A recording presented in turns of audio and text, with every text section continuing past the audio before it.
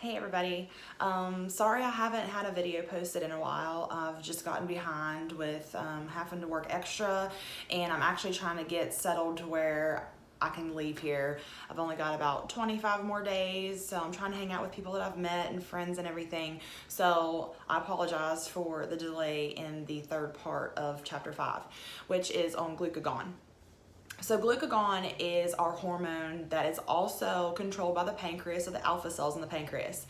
It is a hormone that keeps us from going into a hypoglycemic state. So we got insulin that prevents us from getting too high on our glucose level, our blood glucose, and then our glucagon is what keeps us from getting too low. So stress, fasting, those types of things can cause our glucose to drop, correct? So when that happens and it signals that, hey, we're getting a little bit too low here, it signals the liver and our fat cells to release energy back into our bloodstream. That way our glucose doesn't get too low. We typically have about a teaspoon of circulating sugar in our bloodstream. But like I said, fasting and also stress and just, even medications too. Like if you're a diabetic and you're on insulin, that can really affect your blood, circulating glucose. So we have 3 G's, and I want to try to explain them to you because I'm sure that people get them confused, and even I have in the past. So we have glucose. We know what that is. It's just sugar. Carbs, and then our high sugary foods, whenever we eat them, it turns straight into glucose, aka sugar, in our bloodstream. Okay? Whenever our blood glucose is too high, that's when insulin comes in, releases from the pancreas to trigger the cells of the liver and our muscles to take in that extra glucose. Then when it's stored, when the sugar's stored, it's called glycogen. That's all it is. That's the only difference is the fact that it's where it's stored. So it's still sugar, it's just where it's a stored sugar. Then our glucagon is a hormone. It's not a sugar, it's just a hormone that is there to help prevent hypoglycemia, which is too low of sugar, which can actually cause death, coma. It's dangerous, especially for diabetics. Like I said, when you're taking insulin and that kind of thing, which drops sugar, you gotta be careful. People have to really learn themselves and how sensitive they are to the insulin they're taking. So the good thing about glucagon is it can work on our fat too, like our stored fat.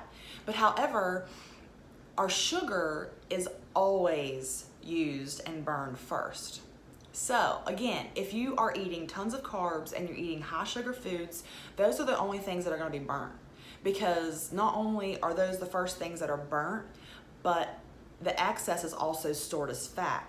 So not only are you not burning fat that's stored because you're taking too much sugar in, but you're also adding on to the fat that is stored because the excess sugar that you're taking in. Remember those 2 tanks, the muscles and the liver? Once they get filled up and they can't fill no more, then that backs up into turning into fat and triglycerides and saturated fat, like the nasty fat, the stuff that raises your cholesterol levels and everything. That's why sugar is pointless in taking in. I know it tastes good. I know that we all enjoy it. It's easily available. It's cheaper. I understand. I know.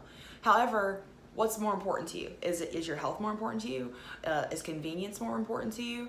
It's whatever your goals are. And I'm just trying to educate you all on how things do work when it comes to the food that we take in. And that's really all glucagon is. It's just that hormone that tries to prevent us from going into a hypoglycemic state. If we use it properly and we eat the foods that we should be eating, then we're going to be burning the stored fat that we have versus the sugar. So again, if you limit that sugar intake, you're eventually going to burn fat and not have to burn sugar. So make good choices. I hope you guys are still doing well with eating healthy. I have a few people that are doing awesome. I'm gonna let them be their own testimony. I don't want to throw any names out there because I know how sometimes people are either embarrassed or they just don't want that pressure. So I do have a lot of people though that are going through the Whole 30 program and they've had some success. One girl's lost like 30 some pounds in 30 days and a ton of inches. Another one lost like 10 inches and 10 pounds in 30 days. Arthritis pain is decreasing all their medications. It's awesome. So if this is something that, you know, you're interested in and you're having issues with your health, look at the foods that you're taking in, because it's usually the culprit of most things nowadays. So if you need help or have questions or need something clarified, please reach out to me. I'm more than happy to help. All right, y'all have a good weekend.